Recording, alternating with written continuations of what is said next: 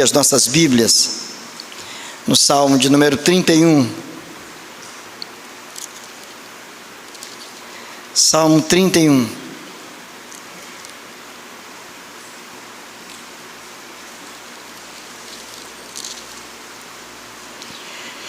Lamentos e louvor é o título do salmo. É um salmo de Davi. E ele diz assim, acompanhe na sua Bíblia: em ti, Senhor, me refugio, não seja eu jamais envergonhado. Livra-me por tua justiça, inclina-me os ouvidos, livra-me depressa, seu meu castelo forte, cidadela fortíssima, que me salve. Porque tu és a minha rocha e a minha fortaleza.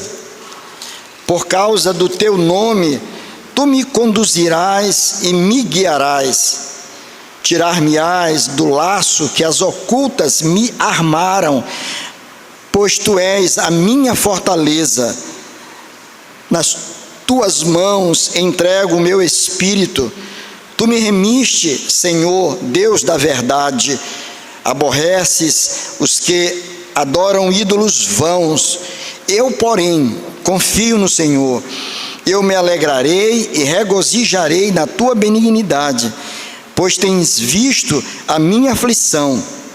Conheceste as angústias de minha alma e não me entregaste nas mãos do inimigo. Firmaste os meus pés em lugar espaçoso. Compadece-te de mim, Senhor, porque me sinto atribulado. De tristeza os meus olhos se consomem, é a minha alma e o meu corpo. Gasta-se a minha vida na tristeza, e os meus anos em gemidos. Debilita-se a minha força por causa da minha iniquidade, e os meus ossos se consomem. Tornei-me opróbrio para todos os meus adversários, espanto para os meus vizinhos e horror para os meus conhecidos. Os que me veem na rua fogem de mim.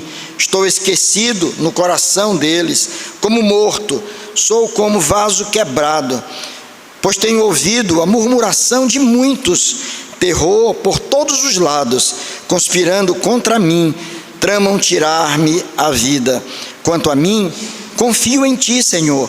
Eu disse, tu és o meu Deus, nas tuas mãos estão os meus dias. Livra-me das mãos dos meus inimigos e dos meus perseguidores. Faze-me resplandecer o teu rosto sobre o teu servo. Salva-me por tua misericórdia. Não seja eu envergonhado, Senhor, pois te invoquei. Envergonhados sejam os perversos, emudecidos da morte. Emudeçam os lábios mentirosos, que falam insolenemente contra o justo, com arrogância e desdém. Como é grande a tua bondade, que reservaste aos que te temem, da qual usas perante os filhos dos homens, para com os que em ti se refugiam. No recôndito da tua presença, tu os esconderás. Das tramas dos homens, no esconderijo os ocultarás da contenda de línguas. Bendito seja o Senhor, que engrandeceu a sua misericórdia para comigo, numa cidade sitiada. Eu disse na minha pressa, estou excluído da tua presença. Não obstante, ouviste a minha súplice voz, quando clamei por teu socorro. Amai o Senhor, vós todos os seus santos. O Senhor preserva os fiéis, mas retribui com largueza ao soberbo. Sede fortes, revigore-se o vosso coração, vós todos os que esperais no Senhor. Vamos repetir o verso 24, todos juntos. Vamos ler o verso 24. Sede fortes e revigore-se o vosso coração, vós todos que esperais no Senhor. Vamos orar? Ó Deus, como é maravilhosa a tua palavra, Senhor. Como ela fala aos nossos corações, como ela revela quem somos e quem Tu és também. Tu conheces as nossas vidas e a vida dos meus irmãos que aqui vieram para participar deste culto, bem como daqueles que estão nos acompanhando através das redes sociais. Ó Deus, eu clamo ao Senhor, que Tu fales ao nosso coração nesta manhã, que Tu possas desvendar os nossos olhos, abrir os nossos corações, para ver a Tua palavra, para compreender a Tua palavra, para guardar a Tua palavra, Senhor, porque é por ela que nós somos alimentados, que nós somos fortalecidos, que nós somos revigorados. Fala, Senhor, porque todos nós precisamos de Ti, precisamos ouvir a Tua voz, em nome de Jesus, amém.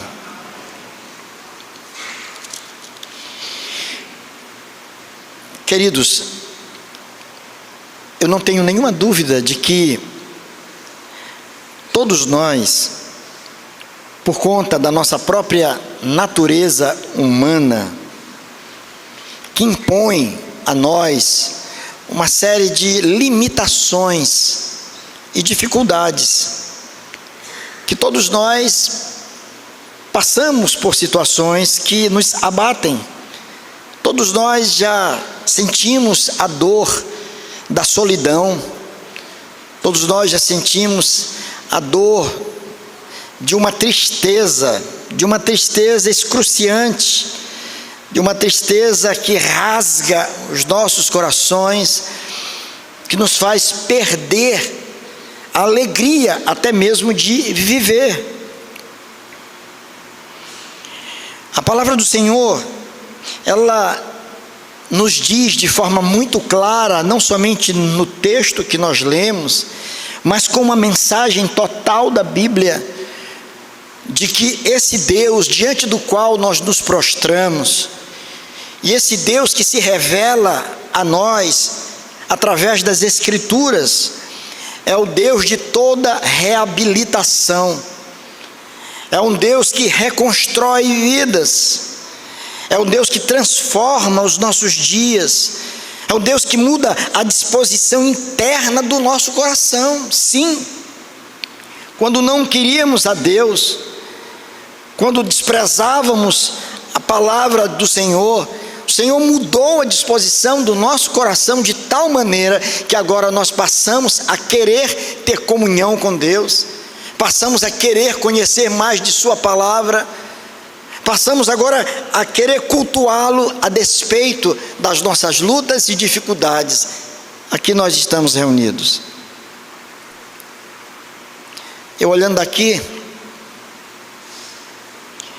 eu os vejo de forma muito carinhosa, todos muito simpáticos, todos muito bonitos, atenciosamente com seus olhos voltados para cá. Mas muitas vezes, irmãos, o nosso sorriso, ele esconde, ele camufla uma dor muito grande, ele esconde um sofrimento que se impõe a nós, e que nós até nos acostumamos com ele, dizemos é assim mesmo. Alguns chegam a dizer, talvez não seja essa a minha sina, eu não nasci para isso mesmo, não é assim que nós temos que viver,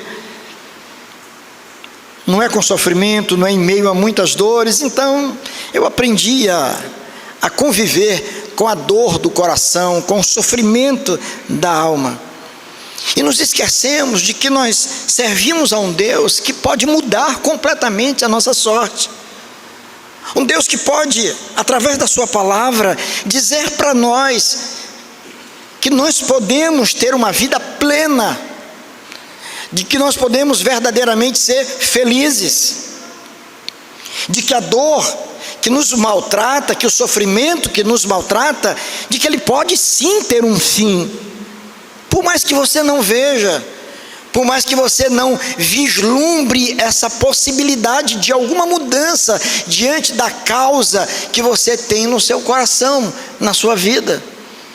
mas que Deus pode sim dar um fim a esse sofrimento, a essa angústia, e transformar completamente os seus dias.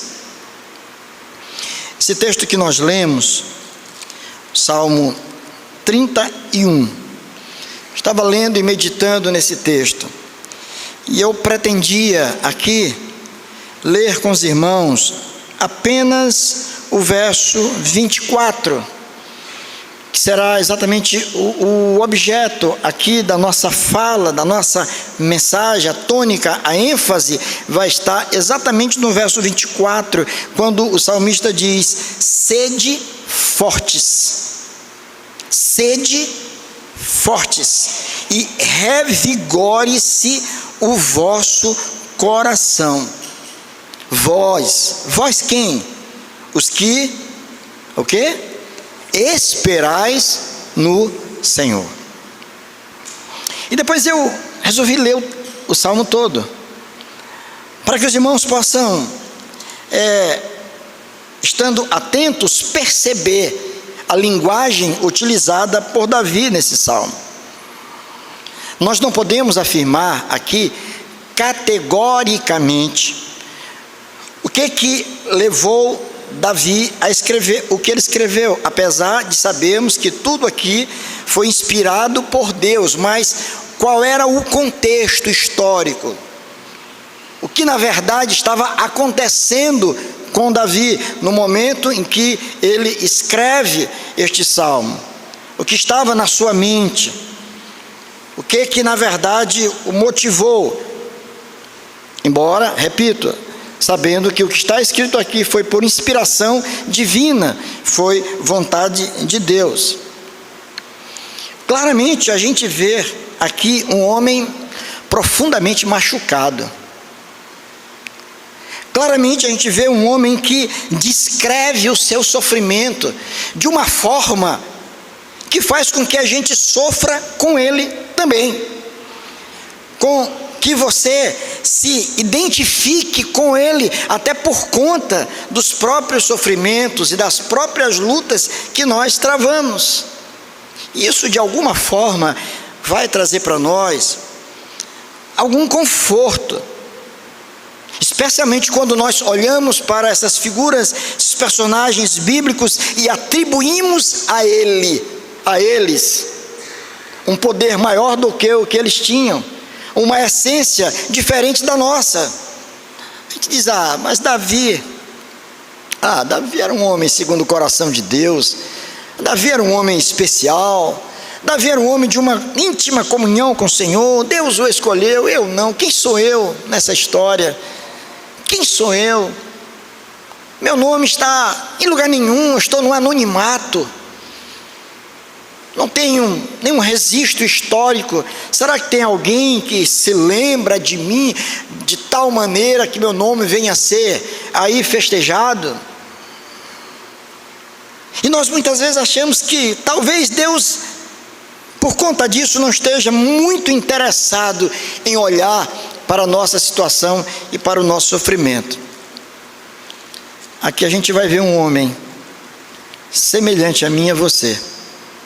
Apesar de ser um homem segundo o coração de Deus, apesar de ser o rei de Israel, apesar de não sofrer por falta de alguma coisa, algum bem material, alguma coisa que venha de alguma forma atender uma necessidade sua, porque ele era um homem, era um rei, tinha súditos, tinha um trono, tinha um cajado, tinha uma coroa, tinha um nome a zelar, tinha uma honra, tinha fama. Ele era detentor de tudo isso, um dos grandes reis de Israel, aquele que através do seu comando conseguiu estender os limites geográficos daquela região toda. Um grande vencedor em grandes batalhas, venceu muitos inimigos, viu cair por terra muitos exércitos, com sangue nos olhos que vinham contra ele. Apesar de tudo isso, irmãos, ele era apenas um homem que ganhou muitas batalhas lá fora, mas que estava perdendo lutas dentro da sua própria casa. Porque há quem afirme que esse salmo, Davi, quando escreve falando da sua tristeza por conta de Absalão, seu filho, que tentava usurpar o próprio trono, destronar o pai. Tentou tirar não só o trono, a própria vida do pai. Olha que situação. Olha que situação aquele homem estava vivendo. Um campeão lá fora, um vencedor lá fora, um herói lá fora, mas um sofredor dentro da sua própria casa. Fora isso, ele faz menção aqui da sua própria iniquidade, mostrando a consciência que ele tinha de que ele era um pecador. Davi tinha essa consciência de que ele era um pecador e, portanto, muito do seu sofrimento era também consequência de movimentos errados, de decisões erradas, de motivações erradas que o levaram a fazer muito do que ele tinha feito. Podemos estar fazendo a coisa certa com a motivação errada. Isso é um problema sério, irmãos. É um problema muito sério. Porque Deus não se ilude com nenhum de nós. Deus não se ilude por estarmos, quem sabe, correndo nos corredores da igreja, trabalhando, desenvolvendo um trabalho maravilhoso, ocupando o púlpito, desenvolvendo um ofício, um cargo dentro da igreja. Mas quem sabe com a motivação totalmente errada. Davi tinha consciência do seu pecado. Ele sabia perfeitamente quem ele era. Mas o que nós vamos perceber, e vocês viram claramente pela linguagem utilizada por ele aqui, de que ele não somente tinha consciência dos seus problemas que o afetavam, que ele não somente tinha consciência da sua própria condição como um homem pecador, mas ele tinha consciência de quem era o Deus que o acompanhava, o Deus a quem ele servia. E por isso mesmo, ele começa o salmo dizendo: em ti, Senhor, me refugio. A ideia aqui é de esconderijo, a ideia aqui é de um local de amparo, de um local de proteção. O que ele está dizendo é: em meio a essa tempestade imensa que está vindo sobre a minha cabeça agora, em meio a todo esse sofrimento, a essa angústia que eu estou passando, a essa dor violenta no meu coração, a despeito de tudo isso, Senhor, eu corro para ti, porque eu sei que em ti e somente em ti está o de que eu mais preciso, porque tu és o meu refúgio. Não permita, Senhor, que eu seja envergonhado, que meu nome seja escrachado, jogado na lama. No verso 2, ele, na sua oração, ele diz ainda: inclina-me os ouvidos, livra-me depressa. Era urgente o que ele queria, o sofrimento dele era muito grande, então ele estava requerendo uma ação imediata de Deus. Ele não estava impondo a Deus, ele não estava determinando o que Deus deveria fazer, ele estava tão somente revelando a dor que ele estava sentindo e a necessidade de que aquilo fosse resolvido logo. Seu meu castelo forte, é o que ele diz, cidadela fortíssima. No verso 3, porque tu és a minha rocha, tu és a minha fortaleza. Olha a consciência dele acerca desse Deus. Tu és a minha fortaleza, tu és a minha rocha, isto é, tu és o local onde os meus pés podem pisar de forma segura. Não é uma areia movediça onde eu piso e afundo, não, mas é uma rocha. Os meus pés estão sobre uma rocha.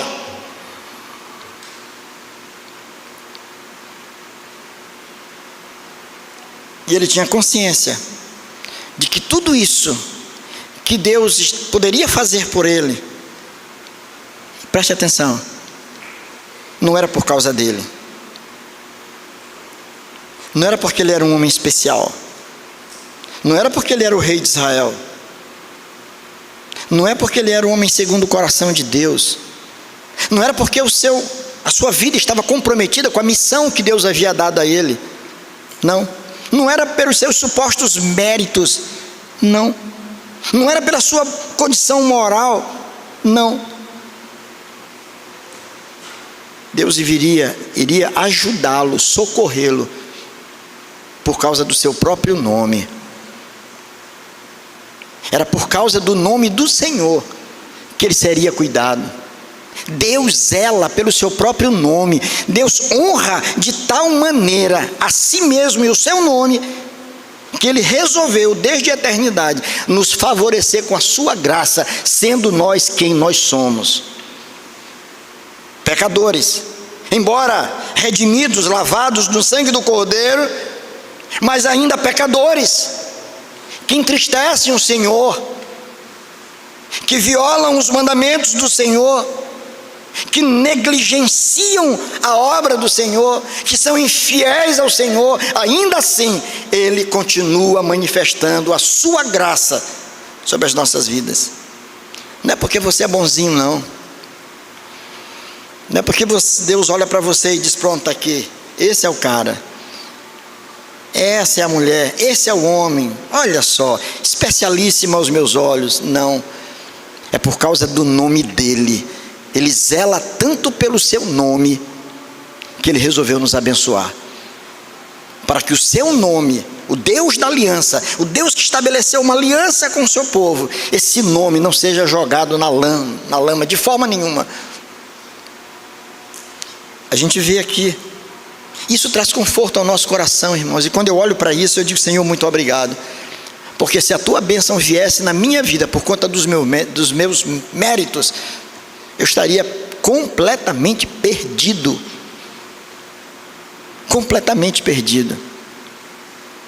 mas a bênção do Senhor vem à minha vida por causa da tua graça. Tu és maravilhoso, Senhor, a despeito de tudo, da minha forma de ser, do que eu faço, do que eu digo, a despeito de tudo, o Senhor continua sendo Deus maravilhoso que é o Deus que resolveu nos abençoar. Aí você volta para Deus e dizendo: Senhor, louvado seja o teu nome, muito obrigado, Senhor, porque tu me acolhes, tu me recebes, porque eu posso me jogar, Senhor, diante do Senhor, me lançar nos teus braços, sabendo que o Senhor não vai me desamparar jamais. Depois que ele faz a sua oração, ele manifesta o desejo mais profundo do seu coração. Ele vai falar da sua tristeza muito forte também, a partir do verso 9 até o 18. E ao final, lá no último verso, foi o que ficou martelando na minha mente, e continua martelando. Quando ele agora não se dirige mais a Deus, vejam que ele começa se dirigindo ao Senhor no verso 1, olhe lá: em ti, Senhor. Ele se dirige ao Senhor: em ti, Senhor, me refugio. Agora, esqueça o primeiro verso e vá para o último verso, veja como é que ele termina. Depois de tudo o que ele diz, e agora ele se dirige às pessoas que estão ao seu lado, e aqueles que haveriam de ler estas palavras: sede fortes e revigore-se o vosso coração, vós os que esperais no Senhor.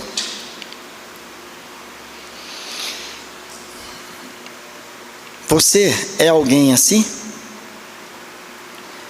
Você é alguém que tem esperado no Senhor? Verdadeiramente? Não precisa me responder, mas deixa eu te fazer uma pergunta. Você tem alguma demanda? Tem alguma questão pela qual você vem orando já há algum tempo? Quem sabe há muito tempo até. Alguma coisa que tem te incomodado muito? Alguma coisa que tem te maltratado muito? Alguma coisa que está impondo a você um sofrimento muito grande, quase que insuportável? Você tem essa demanda? Você tem orado por algo? Já passou na tua mente em algum momento que Deus não está interessado na tua oração? Já passou pela tua mente que Deus não está preocupado, não está cuidando da tua causa? Você é alguém que está esperando em Deus, está esperando em Deus. Você tem orado e orado com fé, acreditando: Senhor, esse dia vai chegar. Você tem colocado diante do Senhor a tua causa e confiantemente você tem esperado no Senhor. Se você é alguém que espera verdadeiramente no agir de Deus na tua vida, o salmista está dizendo: revigore-se o teu coração. E essa é a palavra que saltou aqui aos meus olhos, porque nós precisamos, irmãos, ter os nossos corações revigorados, fortalecidos, reanimados. Os nossos corações precisam estar assim, porque senão nós vamos ser apenas atores, vamos estar representando um determinado papel, mas não vivendo a vida que Deus quer que vivamos. Os nossos corações precisam ser alcançados a cada dia mais por essa graça maravilhosa do Senhor, que traz um ânimo novo, um coração novo, cheio de esperança, cheio de graça. É o de que nós mais precisamos, irmãos. E presta atenção: ter um coração revigorado, fortalecido, reanimado no Senhor, não significa viver sem problema. Você está entendendo? Ter um coração renovado, restaurado, reanimado no Senhor, não significa viver sem problema, ou sem algo que nos incomode, que nos entristeça. Não significa isso. Significa que você, pelo contrário, vai estar preparado para, a despeito dos problemas, viver como Deus quer que você viva. Nós precisamos, irmãos, ter os nossos corações revigorados. E a minha oração nesta manhã é que Deus opere de forma maravilhosa no seu coração, no meu coração também. E Deus traga um ânimo novo, para que o meu trabalho tenha uma dimensão muito maior, para que a minha vida na minha família tenha uma dimensão muito maior, para que a minha vida no meu ambiente de trabalho seja completamente diferenciada, por causa desse ânimo novo no meu coração. Sabe por que nós precisamos ter um coração revigorado? Por algumas razões básicas. E eu gosto sempre de colocar assim, para que a fala se torne mais didática, mais fácil de que os irmãos possam guardar. Por que nós precisamos então ter um coração revigorado? Por 3 razões fundamentais. A primeira delas, porque um coração revigorado nos faz crer no agir de Deus a despeito das circunstâncias. Um coração renovado no Senhor, reanimado no Senhor, nos faz crer verdadeiramente que não há situação que não possa ser revertida, que não há caso impossível, de que não há nada que o Senhor não possa fazer para nos ajudar na nossa caminhada.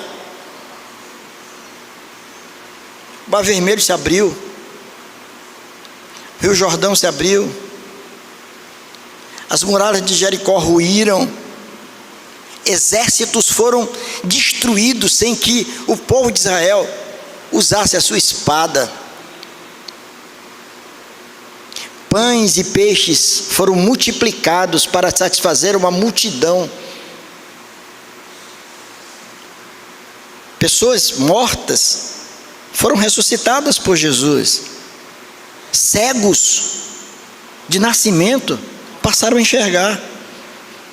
Paralíticos saltaram de alegria.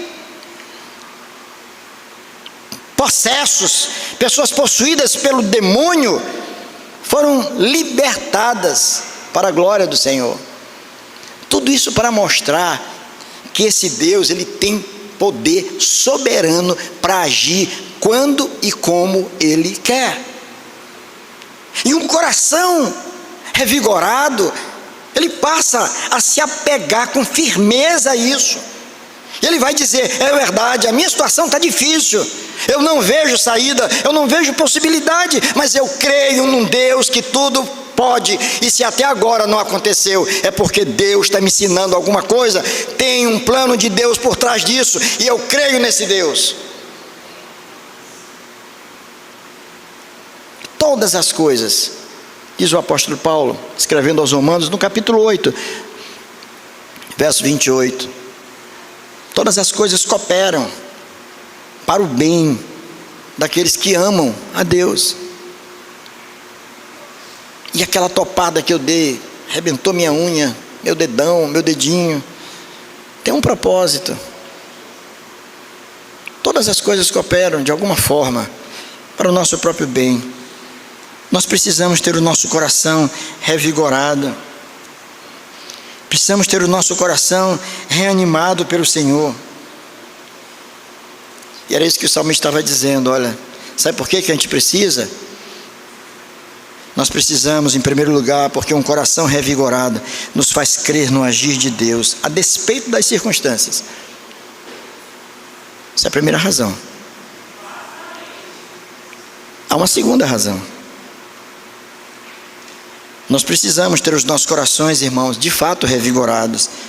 Também porque um coração revigorado nos faz, agora nós, agir com serenidade ante as situações críticas, difíceis que nós passamos.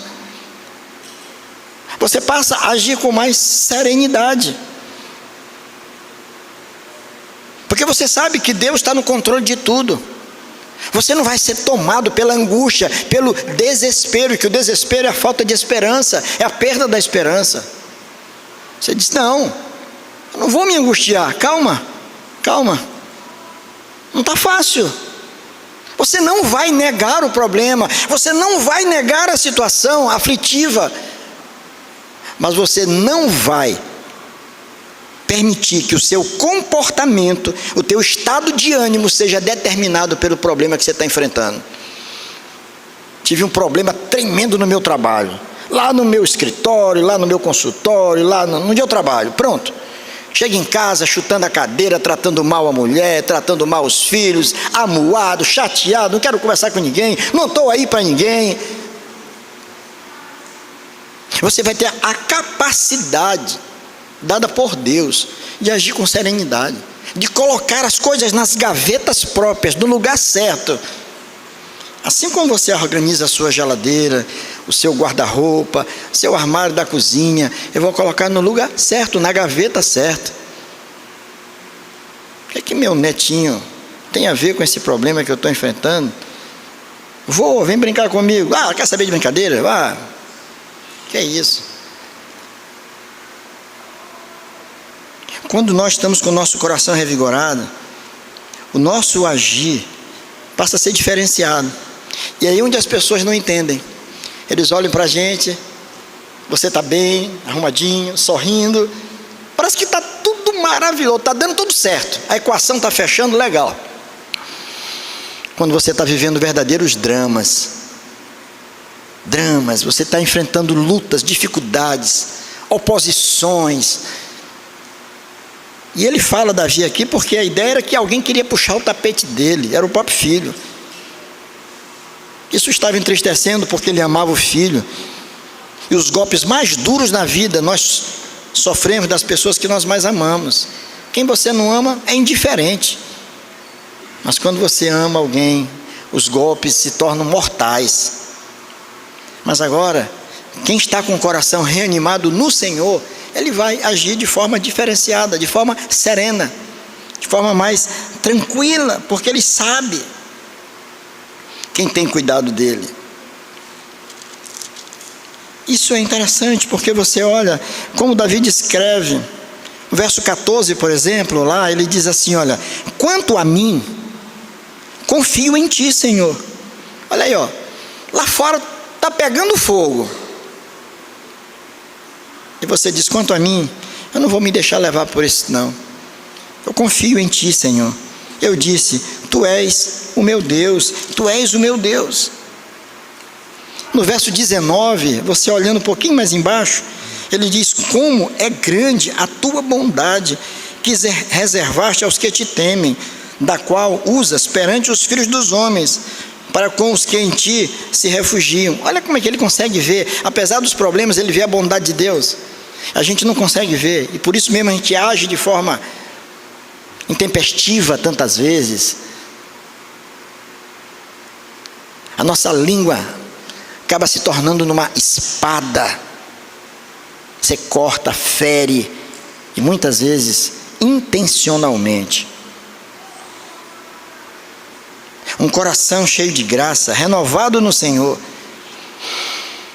deve ser o alvo nosso, buscar o Senhor, nesse sentido de que o Senhor revigore o nosso coração, porque um coração revigorado nos faz crer no agir de Deus, a despeito das circunstâncias, porque um coração revigorado no Senhor também é um coração que vai fazer com que nós possamos agir com muito mais serenidade ante as situações aflitivas da vida. E em terceiro e último lugar, precisamos ter um coração revigorado, porque um coração revigorado nos faz louvar ao Senhor, mesmo diante de tempestades da vida. Um coração revigorado pelo Senhor nos permite fazer isso. Nada impede que um adorador se coloque diante do altar do Senhor.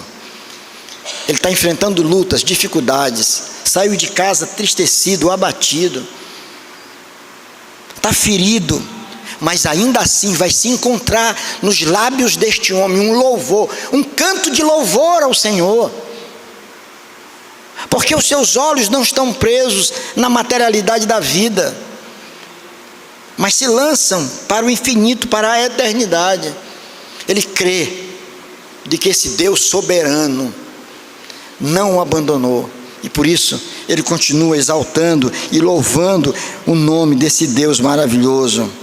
Olha o verso 7, veja que expressão aí, mesmo em meio a uma linguagem de tanto sofrimento, ele diz: eu me alegrarei e regozijarei na tua benignidade, pois tens visto a minha aflição, conheceste as angústias de minha alma. Como é que você fecha essa equação aí? Veja qual é a lógica disso aí. Aflição, sofrimento, combina com louvor, com alegria? No mundo não, mas diante de Deus sim. Por isso ele diz: eu me alegrarei e me regozijarei na tua benignidade. Ninguém vai roubar de mim, o diabo não tem esse poder de tirar de mim esse fervor espiritual, porque o meu coração é habitado pelo Senhor. Se você olha para o verso 21, olha o que diz lá. Ele diz no verso 21: bendito seja o Senhor, que engrandeceu a sua misericórdia para comigo numa cidade sitiada. Olha, eu estou numa cidade cercada, eu sou o alvo dos meus inimigos, eles procuram me destruir, o meu problema é tremendo, maior do que eu posso resolver, não tenho para onde correr, a cidade está sitiada, mas o Senhor teve misericórdia de mim. O Senhor tem misericórdia de mim, bendito seja o nome do Senhor. Ele diz isso: bendito seja o nome do Senhor. Os irmãos estão entendendo? De o que nós mais precisamos não é a solução daquele problema que você está enfrentando, meu irmão, simplesmente. Não é simplesmente que Deus olhe lá para teu ambiente doméstico e resolva aquele problema seu que tem te entristecido. Não é aquele problema no teu trabalho, com aquele teu colega, com as demandas da tua vida, não é isso. É de que teu coração seja invadido pela presença gloriosa do Senhor, que teu coração seja revigorado, porque a despeito de tudo isso, você se manterá firme por crer que Deus é poderoso para resolver todos os problemas. Porque você vai entender que a tua conduta agora não vai ser determinada pelos teus problemas. E porque jamais faltará nos teus lábios um canto de louvor ao Senhor. Você, a despeito de tudo isso, você vai estar firme louvando ao Senhor. Domingo após domingo, você vai estar ali no mesmo lugar, louvando, bendizendo o nome de Deus, diante de tudo isso.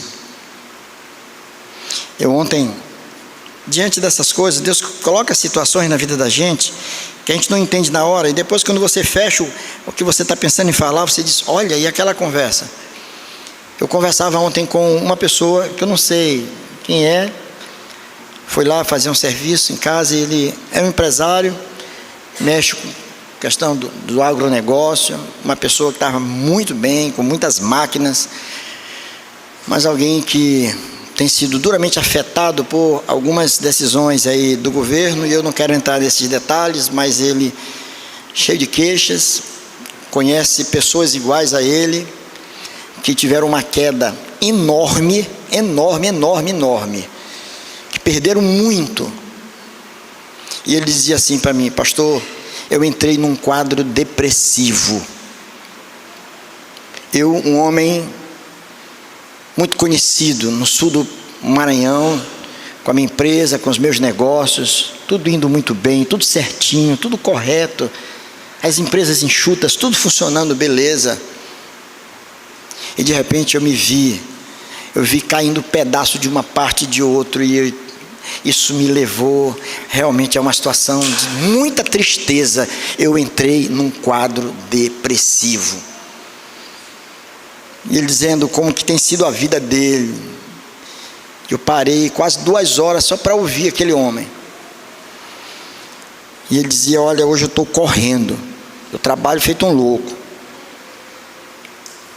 com empreendimentos, com a sustentação da minha família, da minha vida, na minha casa. Mostrou vídeos da casa dele, casa que ele construiu. Disse, olha, hoje meu prazer aqui, eu quero aproveitar para estar mais na minha casa, mas eu estou tendo pouco tempo para isso. O homem que foi afetado pelas circunstâncias lá fora, claro que elas afetam todo mundo. Quando as finanças não vão bem, não estão indo bem, a gente sofre as consequências, as famílias da gente sofrem, e às vezes você sofre antecipadamente por vislumbrar um quadro totalmente cinzento lá na frente. É o que muita gente vê. Mas se o nosso coração é revigorado, a nossa alegria vai se impor diante de tudo isso.